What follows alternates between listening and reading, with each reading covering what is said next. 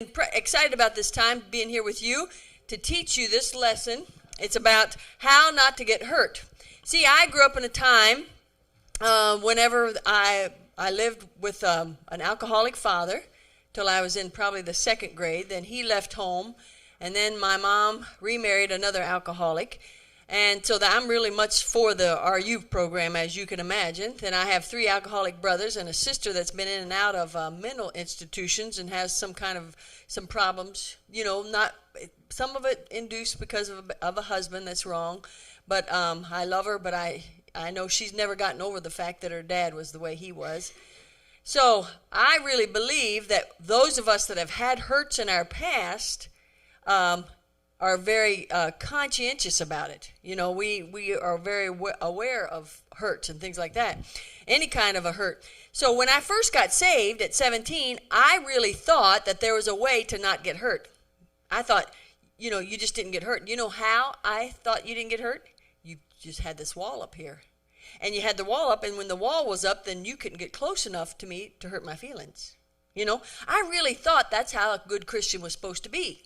As a matter of fact, when I was the second year I was at Hiles-Anderson College, I did a lesson on how not to get hurt, and I taught this very thing. You don't have to get hurt, But in my young, immature Christian mind, I'd only been saved like 3 years, I really believed that the way to not get hurt was just to keep people at a distance. Don't let them get close enough to you to hurt me, Of course, that's not the real world. Those of you that live with other people, how many of you live with somebody else? Yeah, amen. Yeah, you know what I'm saying. And it's impossible to not live with another person, another human being, and say, I won't get hurt. You will get hurt. That's a fact of life. So I'm going to show you a lady in the Bible that I admire and love, and I noticed that she had an exceptionally good spirit about not being hurt.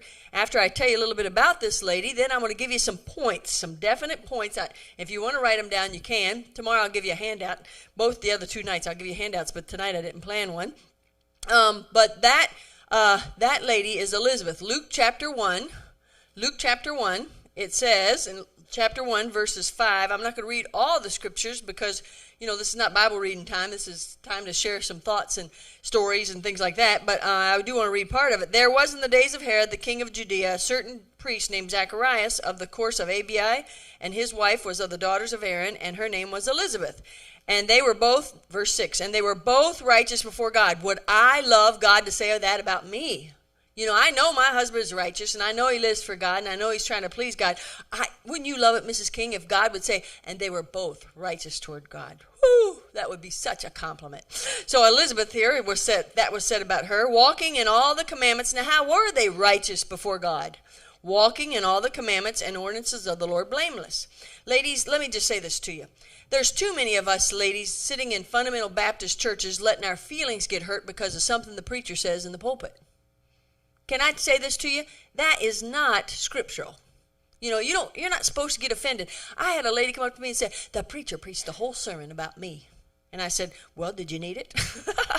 She said, she was quite taken back because she thought I was going to say, oh, I can't believe that preacher would do. Now most of the time when people say that to me, they just feel like the preacher preached it to them. They just feel like he was using them for an illustration. It's feelings. Because we women, what are we? We're feelings personified. It's personified. We are really big feelings oriented. But right there it says, how do you be righteous? By walking in the commandments and ordinances of the Lord, blameless. If God led you and your husband to this church, then you should be willing to follow the ordinances and ways of this church. Be willing. Now, if you're not willing, if there's something that perhaps you've not given up, I'm not going to get on any tangents or talks about any certain thing, but if there's something that's taught here at this church, let's take for instance the type of music that you listen to. Maybe you are one of those people that have country music playing in your car.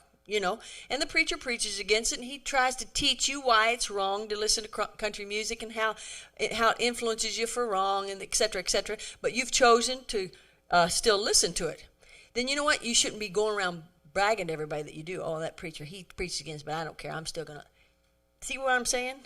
Then you're not blameless. Now, I'm not saying go underground, but I am saying if you're not going to go by the ordinance and the policies of this church, don't go around and advertise it to everybody.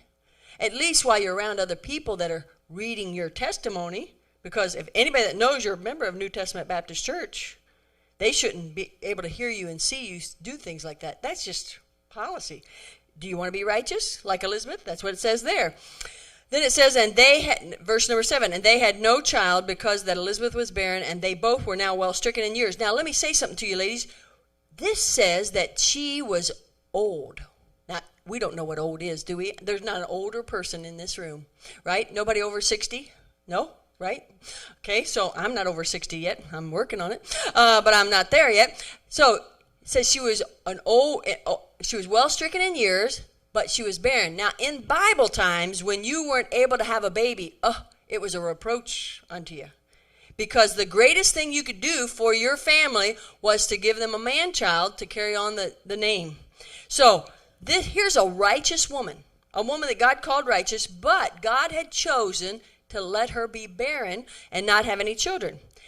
I do not detect, though, any system of bitterness toward God. Do you detect it?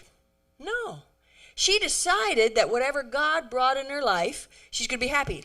You know, some people, Mrs. King, some people would say, well, so many of the people are down at that meeting. Why do we even have a meeting on Monday night? You know what? God knew when Brother King set up this meeting that planning commission was going to happen on Monday night.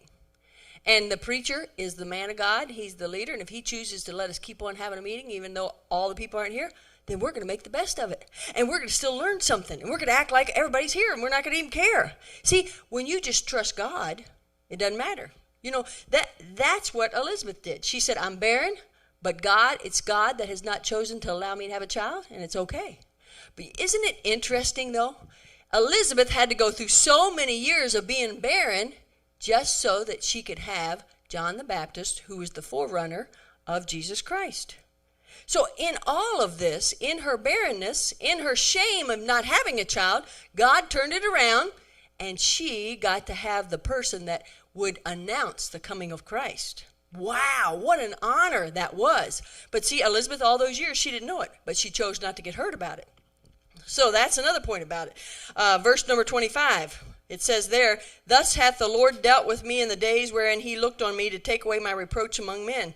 She was a happy person. She said, I had a reproach, but God has dealt with me, and now he's taken away that reproach. I'm going to have a child. Now, if you know this story, you know that Zacharias went inside the temple, and while he's in there, an angel said, you're going to have this baby, and and he didn't believe it, so he struck him dumb. So when he came out, he couldn't talk.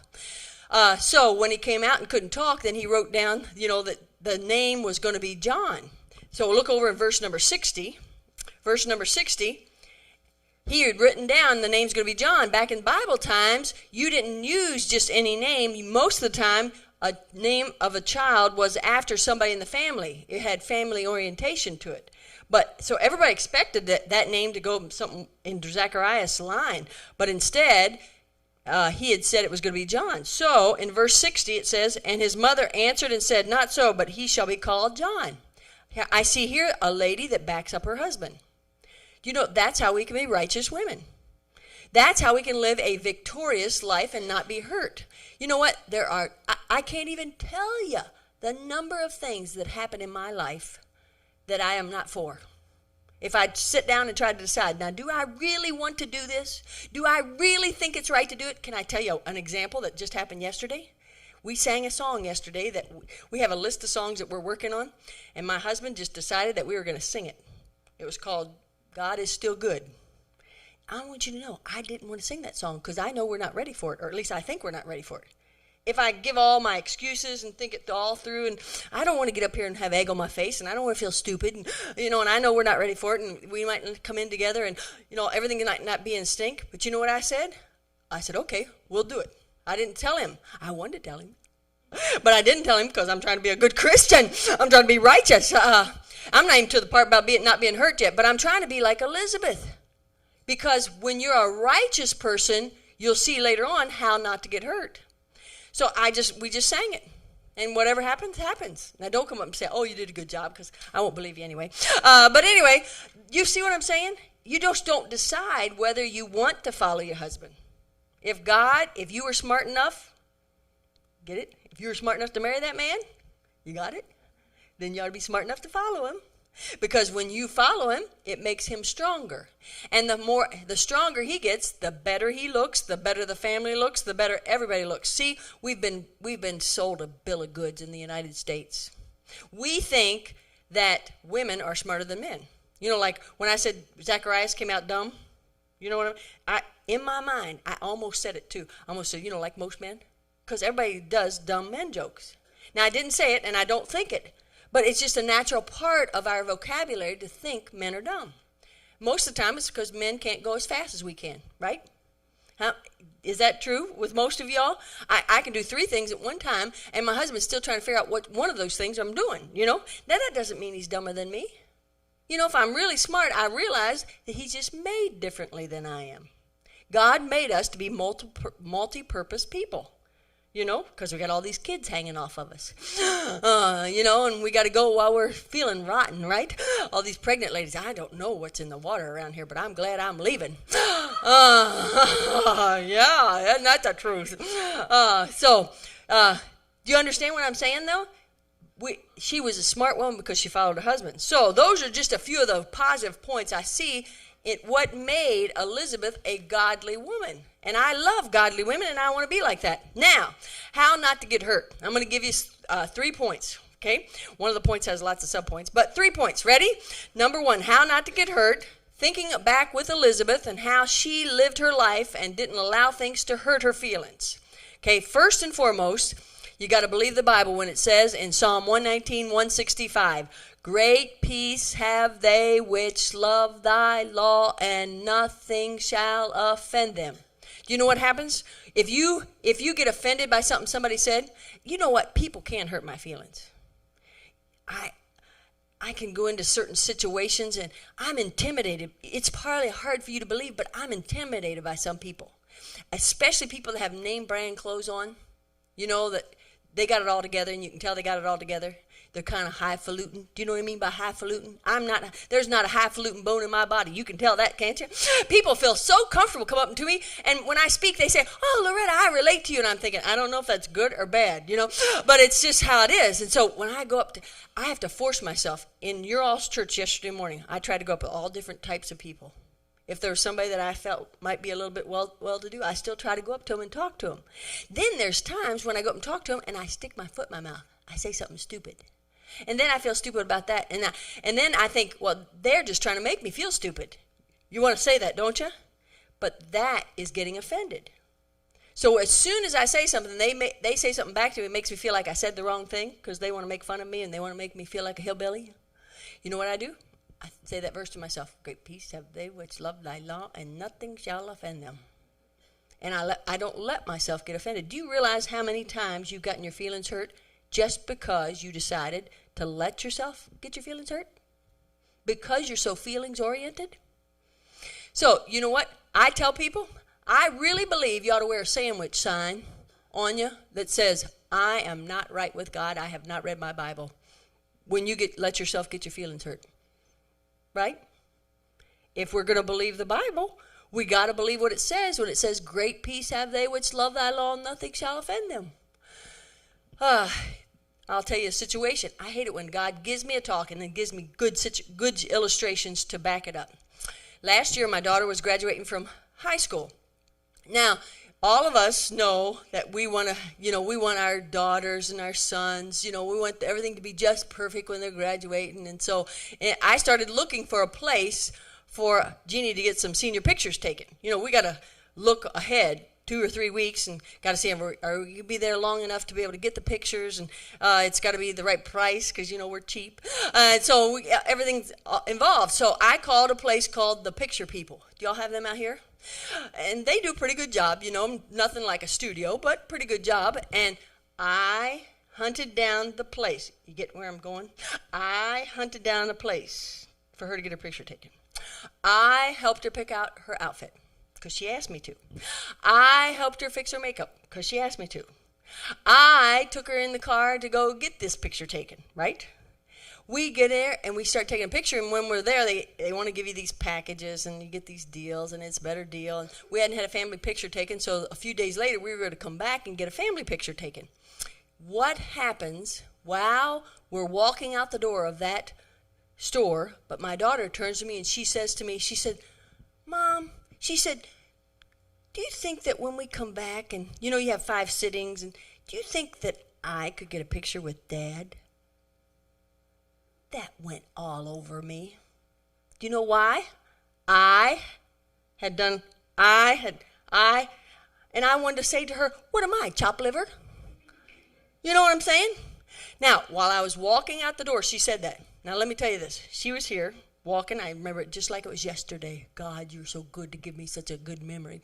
And she was here, and we were walking past the stores out of the mall, and I kept looking in the window of it, and I said, are you going to get offended or not?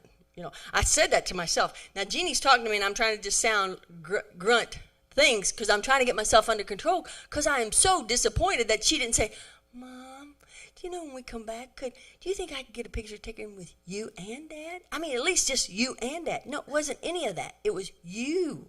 Could I get a picture with Dad? I thought, man, that could be pretty offensive, couldn't it? I mean, if you let it. But you know what happened? Just those few steps. Within 2 stores, I'm looking in the window, and I said, you know what? I'm a pretty good mom. I started patting myself on the back. You know what I said to myself? I said, I'm not going to get offended by that. I'm going to just say, all these years, I am the one that's been pointing her toward her dad. I'm the one that wanted her to have a good relationship with her dad. I'm the one that made her love her dad so much. So I'm pretty good, and it's all because of me that she wanted to get a picture taken with him. Isn't that a good thinking? And it's probably true. But you know what? If it's not true, it helped me not to get offended. You say, Loretta, you do a lot of talking to yourself. You really do. If you're not going to get offended, you really do have to talk to yourself a lot. Because the natural man wants to flare up and say things. Now, Jeannie has heard me tell this story in a meeting. She's heard this talk, and she knows, and I've discussed it with her, and I told her I wouldn't want her to change a thing, and she does have a picture of her and her dad, and I'm really glad. I really am. Now that I've gone through it, all those steps of pat myself on the back, that I'm the one that helped her be that way. You know what I'm saying?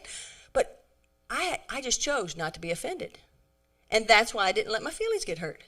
Do you understand how many times in your life you could save yourself a lot of hurt if you just choose not to get offended by repeating the Bible verse? Great peace have they which love thy law, and nothing shall offend them. That's really it. Okay, then number 2. So first and foremost is believe the Bible when it says Psalm 119, 165. That's the first one, okay? Then number 2 is, this is a hard one. Number 2 is don't expect too much. Don't expect too much. You know how hard it is to not expect things from other people? It's so hard. I talked to a lady one time, and she said, my husband never tells me he loves me. I said, how long you been married? She said, 22 years. I said, you mean he just never says it? And she said, no. I said, does he show you that he loves you? She said, well, he goes to work every day. And I just let her keep talking. I didn't say, if a good counselor doesn't talk all the time. A good counselor asks a question and then waits for you to think through and respond. And so I said, so how else does he show you he loves you? Well, he's a good dad to the kids. And, he takes me out once in a while. Not every week, but once in a while. She started just saying these things, and I just let her keep talking. And then you know what I said to her? I said, you know what, honey? I said, I think that if I had a husband that was that good to me, that he did all those things for me, and he never said that he loved me, I'd stop expecting him to. Do you understand that? We set ourselves up for hurt by expecting something from somebody that's not going to give it to us. It's just natural in my mind. I do not expect anything from anybody. I was teasing, about those gifts. You got that gift out, and I teased and said, she's got gifts. One of them's going to be for me. That's going to be for me. I said, I'll be really disappointed, though, won't it, if none of them are. And then she gave you yours first. I said, see, I got disappointed, didn't I? Then she gave me the second one, and that was for Jeannie Mae. And I thought, oh, I really blew it. But I didn't know there was 3, so I got one anyway. But do you see how you set yourself up for hurt? By expecting it. If you have a negative mother, some of you have extended family. You got one sitting next to you. She's laughing because her mother's sitting next to her. If you have a negative mother, she's been negative all your life, then every Saturday when you call her, because you're supposed to keep contact with her, or you should, don't expect her to be anything but negative. You try to control the conversation as much as you can and keep on positive things, but when she starts getting negative, you just sort of just go in do mode. I got a mode that I just sort of just phase out, and I'll just listen and say, oh, that's terrible. There's things that I say when somebody's in that negative mode, but I have to talk to them. But I never call and expect them to ask me questions about my life. I don't expect it. Because I know what's going to happen. I know what that person's like. Some of you are living in a dream world that somebody's going to change. You know what? You got to get out of that dream world. That person's not going to change. If you happen to have married a man that sort of is a realist. Do you know what a realist is? That's somewhat of a negative person because they are really down to earth and they see things the real way it is. They don't not very optimistic maybe. Then quit trying to change him. Let him be that way. Try to be as positive as you can in whatever situations you're allowed to, but stop trying to change these people that's in your lives.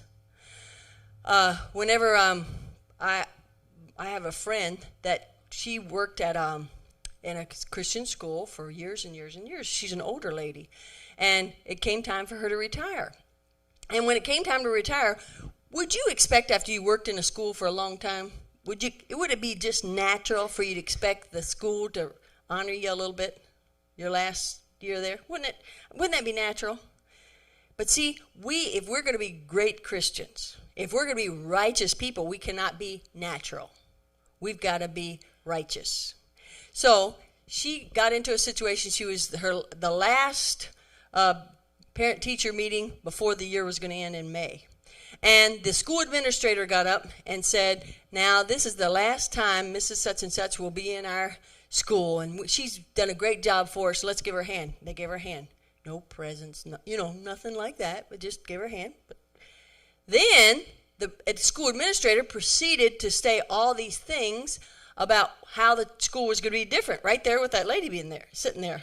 And it sounded like the school was going to be so much better with that old bag gone. That's what it sounded like to her. So I was sitting talking to her, and she said, this is what happened, and she started saying all these things. And I started getting the picture right away. We get our expectations up that something's going to happen, at least hope maybe that they'll be glad that you served them all these years. And maybe they should have. I'm not saying that the person's wrong that didn't do whatever they're supposed to do. But you know what I was so proud of this lady for? I said, well, now did you get offended? She said, I started to and I decided I wasn't going to. She said, because I'm the one that expected something.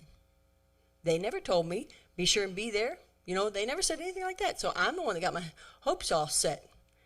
And see, we in our Christian lives often get hurt and offended because of our expectations. They're unrealistic and they're too hurtful. So Proverbs 13:12 says, hope deferred maketh the heart sick. That's even any good hope makes your heart sick when you don't get what you're expecting to get. Now, don't expect too much. Number one is don't expect people to understand how you feel about things. Last year, in 2004, point one under that is don't expect people to understand how you feel about things. You are married to somebody that's completely opposite of you, no doubt. If you get along halfway decent, I know that my husband and I sort of seem a lot alike, but we have a lot of differences. We were driving along the road. We had just gotten that motorhome, and we didn't have a trailer at that point, and we didn't have a vehicle to drive around. Now, even right here, our car's broken down in Bakersfield, so we don't have it here. The preacher's been gracious enough to loan us a vehicle to go around in, but we didn't have a vehicle. Well, you know what that meant? People were taking me places. Like they'd take me to the grocery store, and they'd take me to go get my laundry done. And, it's because a lot of times people wanted to be with me, which I'm glad to be with you ladies, but I just don't want you to see my underwear. That was the hard thing about it, So I had explained all this to my husband about how important it was for us to get a vehicle so I could have the freedom to go do laundry by myself, and I am so self-conscious that if I got white bread and if I got wheat bread, which I like wheat bread, that's just something funny about me. I like wheat bread. That if you were standing with me and you said, well, this white bread's over here is what I usually get, the store brand, it's cheaper, I'd feel funny like, well, I'm being extravagant by spending $2 on a loaf of bread when you only spend 59 cents. I'm just that self-conscious about things. So, going to the grocery store was such a job for me. One lady did say that to me. That's why I know that illustration's embedded in my mind. And she didn't mean anything by it. She just thought maybe I didn't see this good white bread over here. So, anyway, everybody's got their, ways that they do things. So, I explained all this to my husband. We were driving across Washington State, and as we were driving across Washington State, my husband says to me, he starts talking to Joe, and they were in the two front seats in the motorhome, and he starts talking to Joe. He said, Joe, since we don't have a trailer yet, and we're getting along fine without having a car and a trailer, he said, we could get us a horse and a horse trailer and pull behind this motorhome. A horse? Can you see me pulling up to your church? Do you have any place for my horse to graze? Then, in some places when we have a dog, a Jack Russell dog, and the dog, we make sure and take him away from the building so that he doesn't leave, blessings. But sometimes if he leaves blessings, then we have to clean up the blessings. Can you see me clean up after a horse? I had this is my problem. As a woman, as soon as you suggest something, I can go through all the steps of what's going to happen and how it's going to happen and all the steps involved in it and all the expense involved in it and keeping it in hay. And, my mind goes crazy thinking of all the things and reasons why we shouldn't have a horse. So him and Joe are just having a blast up there. Oh, man, Dad, that'd be neat. We could teach him tricks. And what do I need a horse to teach tricks to?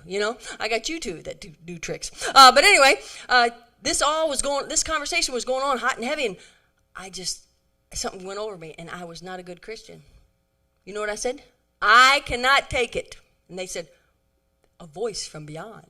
I was sitting in the back, and I was sitting on the back couch, and I said, listen, I know that you're just probably talking, and I know that you probably don't really mean it, but I just can't take it when you talk like you're going to get a horse and not let me have a car. And I just can't take it. And Kevin said, oh, he made fun of me, and then I knew I had gone too far, and so I quieted down. But it was just awful, to think that he'd even think of getting a horse instead of getting me a car. You know what? I expect him to understand me. Listen, we've been married 21 years, 22 years this year. He is never going to understand me. We don't think alike. We don't act alike. We don't eat alike. He likes spicy. I like regular. It's just funny. He's just different than me. He is weird. I'm kidding. And, do you understand, though, now, when I'm not in the heated situation, I just know he's talking. What I get afraid of is when he's talking, he's actually going to go do it. All of a sudden, he'll go away, him and Joe sneak away somewhere, and they'll come back with a horse. That's what I fear, you know what I mean? So I got to make sure he knows I would be very unhappy if you got a horse, But isn't that funny how we are? We expect him to understand how we feel, but they will not understand how we feel. They will not understand what you expect. Your expectations cannot be around that. Then, under that, expect others to remember things that you remember. Now listen, ladies, we are notorious for remembering everything about mistakes in our marriages, aren't we? How many of you could quote bad car deals that you bought in all the years? Anybody like that? I could tell you all the bummer cars we bought that weren't any good, And we women, we can keep a list of things in our mind, and they ask us for, Kevin, sometimes when he's preaching, he'll ask me for illustrations. Wrong thing to do with me, because I can start spitting them off, all these illustrations, But look, he's probably not going to remember the things that you remember. And maybe you shouldn't. Maybe you shouldn't remember the things that you remember. Your marriage might be healthier and better if you didn't remember them. But we do expect people to remember the things we remember. Listen, what about birthdays? Does anybody, don't raise your hand, but does anybody in here have somebody in your life that never remembers your birthday? Doesn't it aggravate you? You know what, Mrs. Evans, you remember Mrs. Evans, don't you? She was perfect about that. Her birthday was November the 11th. I don't think I'll ever forget when her birthday is because she started advertising it 6 weeks before the birthday was coming. Only 6 weeks more, and it'll be my birthday, you know. She'd start listing what's going to happen. Sometimes some of us have expectations about presents for our birthday, you know. Have you ever gotten a popcorn popper for your birthday? And you really didn't want a popcorn popper. There's other things on your mind that would be even less money that you'd like to have, you know. And so Mrs. Evans was really great about that. She taught me to start letting people know. Well, in case anybody wants to know, my birthday's coming in 4 weeks. You know, I'm already telling the kids what I want for Mother's Day. Yeah, I am. I do that to them because I want them to know what I want and what I'd like to have. It's if they ask. You know, my kids ask. But if they don't ask, you can say, wouldn't you like to know what I want for Mother's Day? And of course they're going to say, yes, I want to know. See how cute you can be and manipulate the stuff you want? It works so good. If you're reasonable. Now, I'm not talking about expensive stuff, but just reasonable. You know, earrings, things like that. But don't expect people to remember the things that you remember. Don't expect others to side with your viewpoint. You know, nobody's going to do things exactly the same way that you do them. Do you understand that? Don't expect them to do that. We go into churches all the time. And there might be a way that we would do a meeting that would be different than what the preacher does. I remember one situation, we went into a meeting in Florida, and we had called the preacher, and he had called us to come in and do this meeting, and we thought it was going to be Sunday through Wednesday. We got there, and the preacher tells us that we're doing Sunday and Wednesday. So we had Monday and Tuesday with nothing to do, which we could have filled that and had some meetings if we had known it, but we didn't. You know what? We didn't try to think, that preacher doesn't care about us. He doesn't understand what evangelism is, and he doesn't understand what revivals are. You know, we didn't start thinking all that. You know what we said? Praise the Lord, we got Monday and Tuesday off for once. Woo! You know, we just took it to be great. You know, whatever people don't see it, however they don't see it your way, don't try to convince them that about your way. Just let them have their own way. Let them have their own expectations. And you know what? You are the greater person for that. Okay, so that was point number 2 about expectations. Point number 3, this is the big one. Don't compare yourselves to others. Boy, is this the hard one to do. Because, especially in a close-knit church family, it's hard to do this because you know why? We all live with each other so much on a daily basis. Somebody in this room might have a nicer house than you have. Somebody in this room might have a better wardrobe than you do. Somebody in this room might have a nicer husband than you do. Isn't that how it is? Somebody in this room might have children that are better behaved than you. And you compare yourselves to other people and it hurts you. You know, now the comparison for me would be if I was here and another singing family was here, which we've been in those kind of situations before. You know what? I don't bother thinking, they could do. We are not foolish enough to think that we know everything about music. We hardly know. I just hate Brother Mike and the preacher sitting listening to us because they know so much about music itself. You know, what we've learned, we just learned by playing and doing. But we've been with people like the Marshall family. Have you ever had them here? They know music. You know what? They really know music. Woo! Is it hard to be with them because we feel so inferior to them. But you know what? I don't let them. They're not us. We got a different style, there's something different about us, you know, and God uses people in different ways. You're such a wise person if you stop comparing yourself to somebody else. You know what? So this is what I've found about most people in comparison, Mrs. King. They either compare themselves and they are lower, like the other person's better than them, or they compare themselves and they are superior.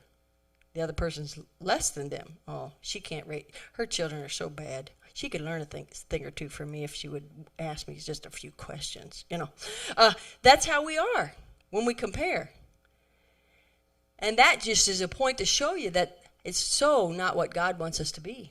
He does not want us to compare ourselves. 2 Corinthians 10:12, for we dare not make ourselves of the number or compare ourselves with some that commend themselves, but they measuring themselves by themselves and comparing themselves among themselves are not wise. See, all these things that I don't really believe that I see any evidence of Elizabeth comparing herself to Mary. When she walked into the room, and when Mary walked into the room, she said the babe leaped in her womb. She was excited to have a young woman come in there that was carrying the mother, was being the mother of Jesus. She was excited about it. She didn't come here and say, well, how come God wouldn't let me carry the Christ child? Now, I've been righteous. I've been good. I know Scripture says virgin, but, aren't we all like that? That we could compare it, but Elizabeth wasn't that kind of a lady. I don't see Elizabeth having great expectation. She kept praying to have a child, but she didn't let her expectations get away with her. She realized that she was barren.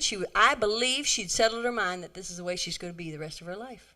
And she was happy with it because she accepted God's will. See, that's how you'll be happy. Whatever the person is you want to change, if you'll just accept that person for the way they are, you'll be happy because you're not trying to change them all the time.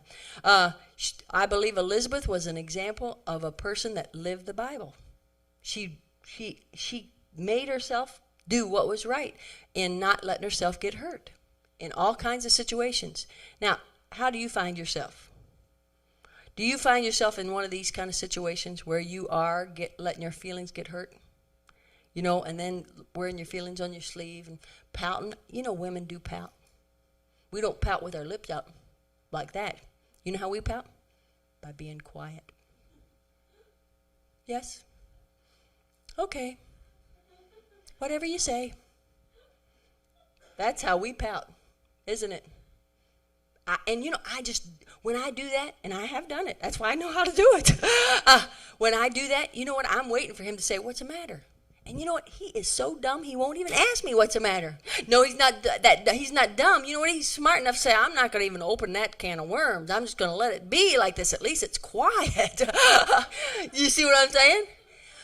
So, if you would overcome this, you'd be a better person. You'd be a greater person. 2 Timothy 1:9 says, who hath saved us and called us with a holy calling, not according to our works, but according to his own purpose and grace, which was given us in Christ Jesus before the world began. I believe God's got a purpose for you he's got a purpose for you. He's got a perfect will for you. Now, are you fulfilling that will by not being hurt? I believe there's people that get overlooked in jobs, in church, because the preacher can't trust you with it, because you're too feelings oriented. We need godly women in our churches. I believe there's a lot of times that your husband won't tell you the truth of what's going on in his life because he's afraid of what you'll say. Because you're too feelings oriented. This is all about control. I've just decided I'm not letting my feelings get hurt. Now, you heard an illustration of 2004 when I did let my feelings get hurt and I got offended. So I'm not perfect all the time with this, but you know what? I work on it. Now let me ask you this. Are you going to work on it? The next time, I tell you what, just in the next couple of days, God's going to let something happen to you, and you're going to say, this is what she was talking about. And then you control yourself. You're going to feel pretty good about yourself because you just decided, I'm not going to get hurt. How not to get hurt. This is very important to us. It makes all of our relationships better when we don't walk around letting our feelings get hurt all the time. Father, thank you so much for these good ladies.